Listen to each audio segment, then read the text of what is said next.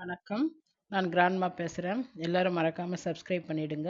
சண்டிகர் விமான நிலையத்துல ஒரு லேடி கான்ஸ்டபிள், நடிகையும் பிஜேபி கட்சியோட எம்பியுமான கங்கனா ரணாவத்தை கன்னத்துல அறைஞ்சிருக்காங்க.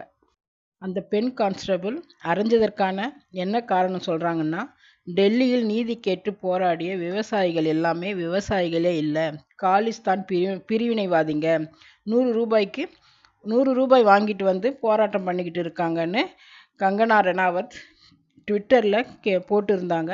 அந்த போராட்டத்தில் எங்கள் அம்மாவும் கலந்துக்கிட்டு இருந்தாங்க. அவங்களும் விவசாயி தான். காலிஸ்தான் பிரிவினைவாதின்னு சொன்னதால தான் அரைஞ்சேன்னு அந்த லேடி கான்ஸ்டபிள் சொல்கிறாங்க. திரு மோடி அரசு விவசாயிகளுக்கு ஒரு சட்டத்தை கொண்டு வந்தாங்க.